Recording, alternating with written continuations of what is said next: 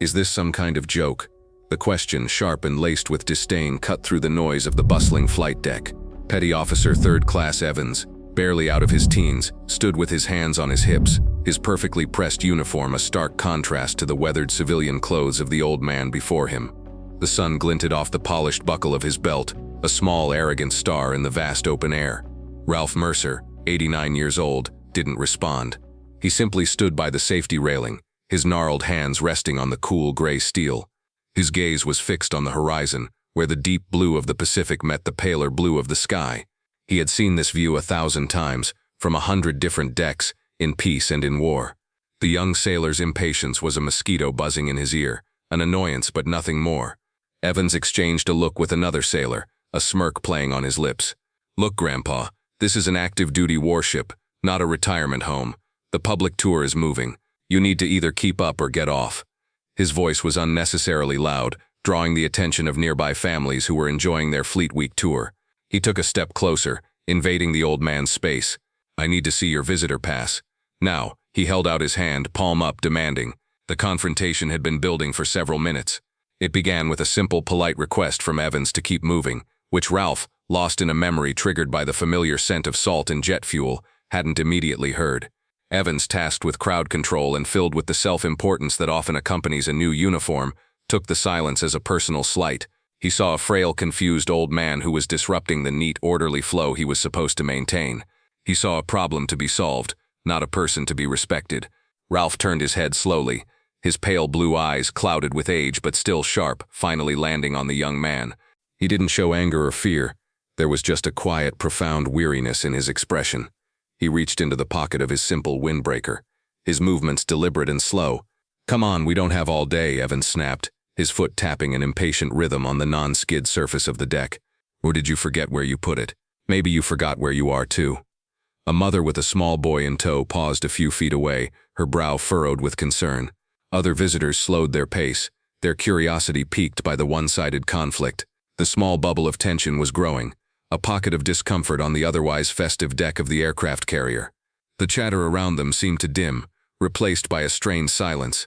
Ralph's hand emerged from his pocket, holding not a visitor pass but a small, worn leather wallet. The leather was cracked and faded, smoothed by decades of use. He began to open it with the same unhurried pace. This was too much for Evans. He saw the old man's slowness as defiance. He saw the growing audience as a challenge to his authority. He needed to end this, to reassert control. "I don't have time for this," he said, his voice rising. "You're creating a security issue. Either show me your pass and move along, or I'll have the master-at-arms escort you off this ship. You understand me?" He leaned in, his voice dropping to a conspiratorial, threatening whisper. "What was your rank when you were in, anyway? Cook? Supply clerk? Bet you spent your whole career peeling potatoes." The insult hung in the air, sharp and ugly. The mother nearby pulled her son a little closer. Ralph Mercer's fingers paused on the worn leather of his wallet. He said nothing. His silence was a canvas, and on it the petty officer was painting a detailed portrait of his own disrespect. Evans felt a surge of victory. He had him. The old man was intimidated, speechless. He had won, but as Ralph's fingers fumbled with the wallet, his other hand, as if by instinct, went to the breast pocket of his jacket. He touched a small, hard lump there, a subconscious gesture of reassurance. For a fleeting second, the bright, sun-drenched flight deck vanished from his mind. The air is thick with smoke and the metallic taste of fear. He's on the bridge of a destroyer, the USS Callahan, and the world outside is a hellscape of fire and water. The deck lurches violently as another explosion rocks the ship. Men are shouting. Alarms are blaring. He's a young lieutenant, barely 22, and his captain, a man whose face is illuminated by the flickering orange of the fires, is pressing a small, heavy brass object into his hand. It's a compass. "This will always point you true, Mercer," the captain yells over the din. "Not just north. True. The weight of it in his palm is the only solid thing in a world that is coming apart at the seams. It's not just a tool, it's a promise. A promise of direction in the midst of chaos." The memory vanished as quickly as it came, leaving the warmth of the California sun on his face. He looked at Petty Officer Evans, whose smirk was now a full-blown sneer. The crowd was larger now, a semicircle of silent, awkward witnesses. The humiliation was peaking. Ralph was no longer just an old man. He was a spectacle. The mother, Sarah, could not stand it any longer. Her son, Leo, a boy of about 8 who devoured books about naval history, looked up at her with wide, confused eyes. "Mom," he whispered, "why is that sailor being so mean? Old people were sailors too, right?" That was it. Sarah's hesitation evaporated. Confronting the arrogant young sailor would be pointless. He was drunk on his own sliver of power. She scanned the deck, her eyes searching for someone with more stripes, more authority, more common sense.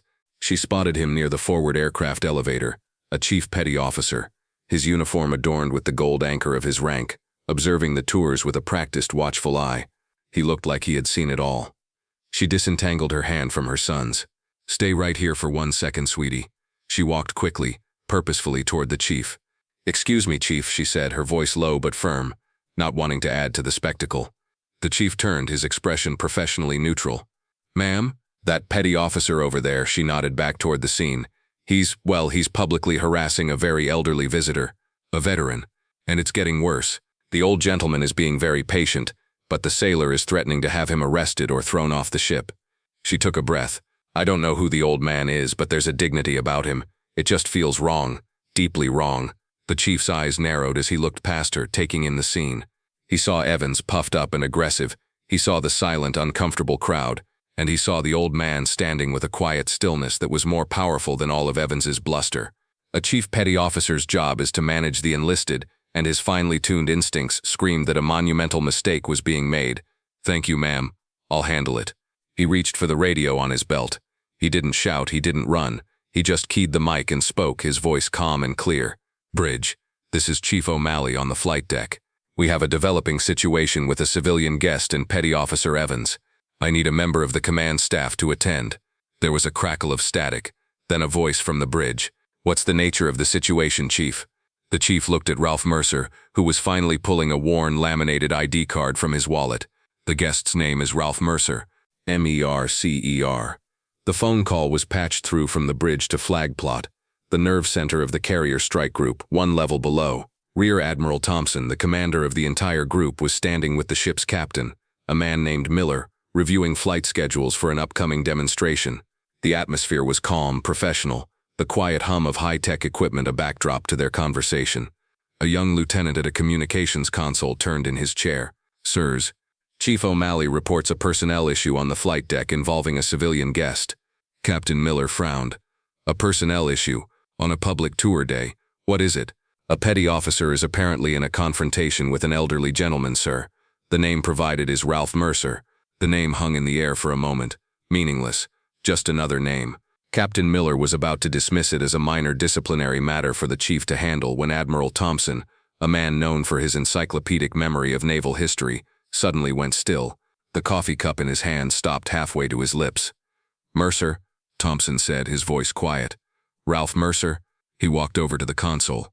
"Lieutenant, run that name through the retired flag officer database. Priority search." The lieutenant's fingers flew across the keyboard. The seconds stretched into an eternity. Then a file appeared on the screen. The lieutenant's jaw went slack.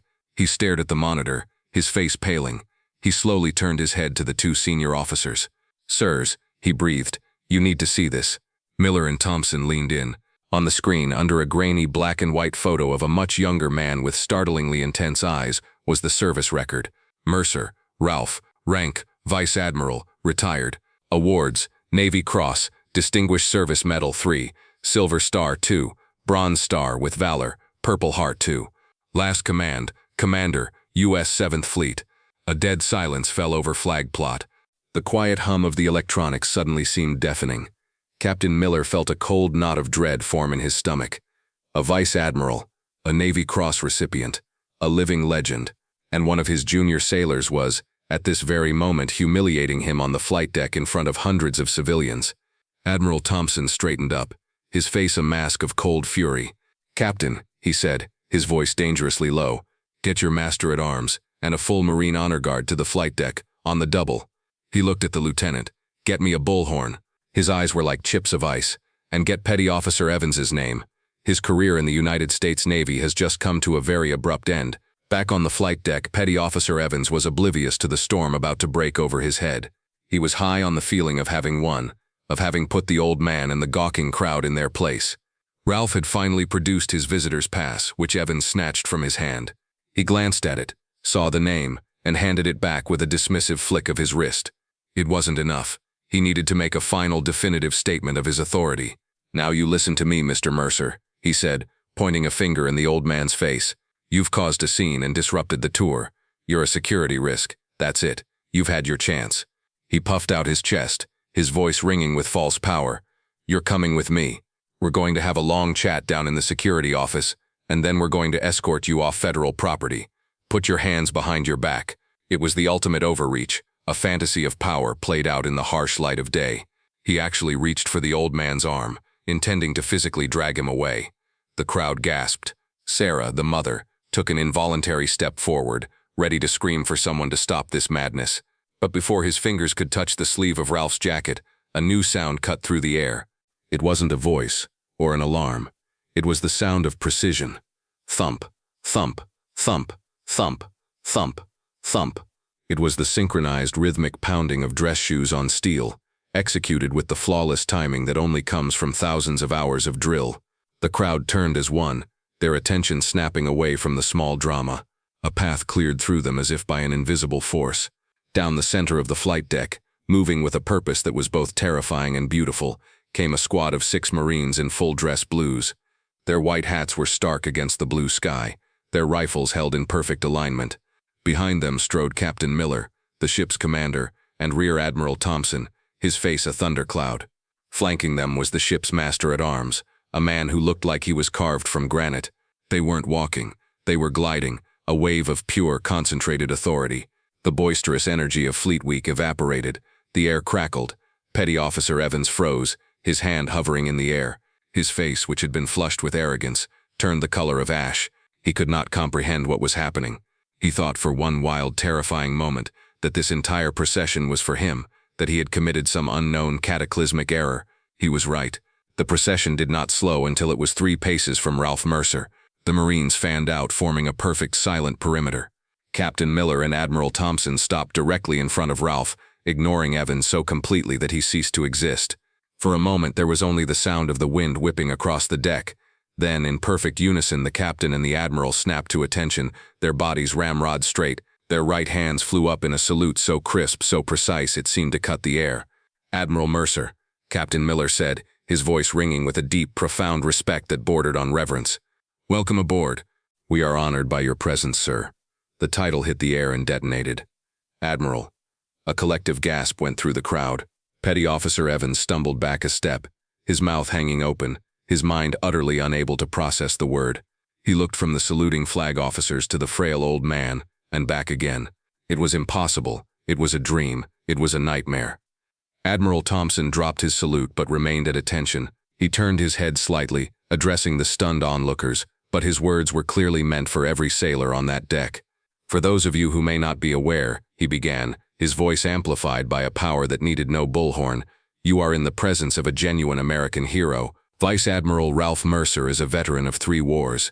As a young lieutenant on the USS Callahan, he was awarded the Navy Cross for his valor during the Battle of Light Gulf, where he took command of the bridge after his senior officers were killed and saved his ship from sinking." A murmur rippled through the crowd. The name Leyte Gulf resonated with anyone who knew their history. "He commanded the destroyer USS Halsey with distinction off the coast of Vietnam," Thompson continued, his voice gaining strength. "He later served as the commander of the entire U.S. 7th Fleet, responsible for the lives of 50,000 sailors and Marines. This man has dedicated his entire life to the defense of his country and to the sailors under his command." He paused, letting the weight of the words sink in. "He is owed nothing less than the absolute, unconditional respect of every single person who wears this uniform." The silence that followed was broken by a single sharp sound. An old man in a VFW cap standing in the crowd, his back bent with age, straightened up and rendered a shaky but proud salute. Then another veteran did the same. Within seconds it seemed every veteran in the crowd was standing at attention. The civilians, catching the infectious wave of emotion, broke into a spontaneous, thunderous round of applause. Sarah, the witness, had tears streaming down her face, her arm around her son, who was staring at Ralph with an expression of pure, unadulterated awe. He was looking at a hero from his books brought to life. Admiral Thompson let the applause wash over the deck for a moment before he turned. His gaze, now as cold and hard as forged steel, fell upon Petty Officer Evans. The young man flinched as if he had been physically struck. Thompson did not raise his voice. He didn't need to. The quiet fury in his tone was more terrifying than any shout. "Petty Officer Evans," he said, each word a perfectly enunciated indictment. "You are a disgrace. You have brought shame upon your ship, your uniform, and the sacred legacy of the United States Navy. You mistook age for weakness. You mistook quiet dignity for confusion. You failed the most basic test of a sailor, to respect those who have gone before you." He pointed toward the master-at-arms. "You will report to the master-at-arms, who will escort you to the bridge. Your conduct and your future will be reviewed. Now get out of my sight." Evans, pale and trembling, could only stammer, "Aye, sir." He turned and walked away, escorted by the master-at-arms, his confident swagger completely gone, replaced by the shambling gait of a man who knew his world had just ended. With the source of the conflict removed, Ralph Mercer finally spoke. He raised a hand, a gesture that was both a thank you and a dismissal of the fuss. He looked at Admiral Thompson, a man he had mentored as a young ensign decades ago. "Easy, Tom," Ralph said, his voice raspy but clear. "He's just a boy, full of more vinegar than sense. We were all like that once, before the sea taught us a little humility." He turned his gaze to the crowd, to the young faces and the old, to the sailors and the civilians. "The uniform doesn't make the person," he said, his voice carrying an unexpected strength. "It just reveals what was already there: honor, courage, respect. Those things are in your heart long before they put the stripes on your sleeve." As he spoke, his hand instinctively went to his pocket, his fingers closing around the small, heavy brass compass. The bridge of the USS Halsey is a scene of controlled chaos. A rocket-propelled grenade has struck the superstructure, and a fire is raging below. The primary navigation systems are offline. A young sailor, his face white with fear, is struggling to get a fix from the backup system. He's panicking. "I can't get a lock, Captain. The electronics are fried." Captain Ralph Mercer, his face smudged with soot, walks over to him. He doesn't shout. He places a firm, steady hand on the sailor's shoulder. "Breathe, son." He pulls the old brass compass from his pocket, the one given to him by his first captain in a different war, on a different burning ship. He holds it flat in his palm. The old ways still work. He looks from the compass to his charts, his mind a sea of calculations and instinct. "We know the way home. Now let's take our people there." The consequences for Petty Officer Evans were swift, but not what he expected. He was not discharged. Admiral Thompson and Captain Miller decided that would be too easy. Instead, he was formally reprimanded and reassigned. His new duty station was the ship's library and historical archives. For 4 hours every day, his job was to read naval history and write reports on the service records of decorated veterans, starting with the crew of the USS Callahan at the Battle of Lake Gulf. He was being forced to learn the very history he had so casually disrespected. Furthermore, Captain Miller instituted a new training program for all junior enlisted personnel aboard the carrier. It was called the Mercer Mandate, a mandatory weekly lecture series on naval heritage, focusing on the stories of unassuming heroes and the importance of showing respect to all veterans, in and out of uniform. A formal letter of apology signed by Admiral Thompson himself was delivered to Ralph Mercer's quiet suburban home. About a month later, on a quiet Tuesday afternoon, Ralph was visiting the local Naval Aviation Museum. He stood before a restored F-4F Wildcat, the type of plane he'd seen launch from carrier decks in his youth, his mind lost in the past. A hesitant voice broke his reverie. "Sir? Admiral Mercer?" Ralph turned. It was a young man in civilian clothes, a simple polo shirt and jeans. It took him a moment to recognize the face, now stripped of its arrogant smirk and filled with a profound, painful humility. It was Evans. The young man's hands were twisting in front of him. "Sir, I just wanted to find you, to apologize, face to face." He looked down at the floor, unable to meet the old man's eyes. "What I did, it was inexcusable. I've been reading. About you, about your crew, what you all went through. I was ignorant and arrogant, and I am so sorry." Ralph looked at the former petty officer for a long moment. He saw not a villain, but a boy who had been taught a harsh and necessary lesson. He saw a flicker of potential that had been hidden beneath layers of pride. He gave a slow, deliberate nod. "It's not what you know that matters, son," Ralph said, his voice gentle. "It's what you're willing to learn." He then turned back to the plane and pointed a crooked finger at the engine cowling. "You know," he said, a storyteller's cadence entering his voice, "the mechanics who kept these things flying, they were the real magicians. Let me tell you about a chief named O'Rourke." And as the old admiral began to share a piece of the history he had lived, the young man who had once mocked him leaned in, listening with the rapt attention of a student who had finally and gratefully found his teacher. The stories of heroes like Vice Admiral Ralph Mercer remind us that true strength is found not in a loud voice but in a quiet heart. If this story of valor and humility moved you, please like, share, and subscribe to Veteran Valor for more tales of unassuming heroes who deserve to be remembered.